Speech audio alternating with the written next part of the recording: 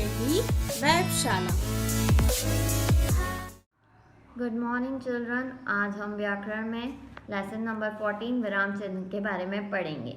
यहाँ पे हमें उदाहरण दिए गए हैं, हम देखते हैं। आइए। तितली उड़ रही है, तुम क्या कर रही हो? बाप रे, इतना बड़ा सांप। देखिए यहाँ पे यह विराम चिन्ह का प्रयोग किया गया है। जब भी हम पढ़ते या लिखते समय अपने भावों और विचारों को स्पष्ट करते हैं और जब हम रुकते हैं तो उसमें हम क्या करते हैं? हम रुकने के स्थान पर विराम चिन्ह का प्रयोग करते हैं। वाक्य के मध्य में या अंत में रुकने के लिए बनाए गए चिन्हों को हम क्या कहते हैं? विराम चिन्ह कहते हैं। विराम चिन्ह के कुछ प्रमुख प्रकार हैं, आइए हम पढ़ते हैं। पहला क्या है? पूर्णविराम।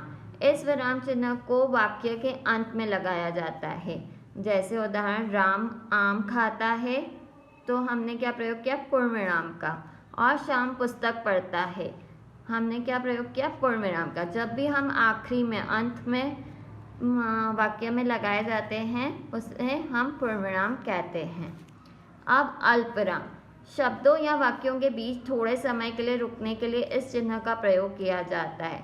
जैसे उदाहरण, मनोहर, दिवाकर और रत्नेश के बीच गहरी दोस्ती है, तो यहाँ पे हमने मनोहर के बाद अल्पविराम का प्रयोग किया रुकने के लिए।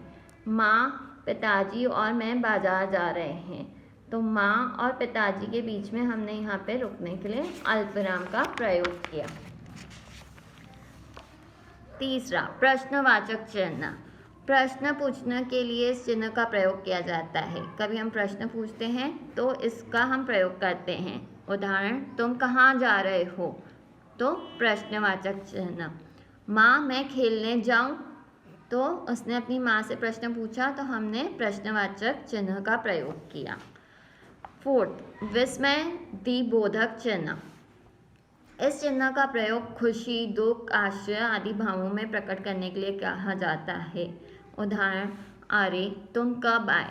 तो हमने यहाँ पे अरे एकदम हम अपने भाव को प्रकट करते हैं, तो हमने यहाँ पे विस्मयदिबोधक का प्रयोग किया। वाह, तुम तो कमाल कर दिया, तो हमने वाह के बाद यहाँ पे विस्मयदिबोधक का प्रयोग किया चिन्ह का। अब पांचवा, योजक चिन्ह। योजक चिन्ह, इस चिन्ह का प्रयोग दो शब्दों को जोड़ने के लिए किया जाता है। जैसे उदाहरण, जैसे हमने दो शब्द हैं सुख और दुख, तो हमने बीच में योजक चिन्ह का प्रयोग किया। रात, दिन, तो रात और दिन दो शब्दों के बीच में हमने यहाँ पे योजक चिन्ह का प्रयोग किया।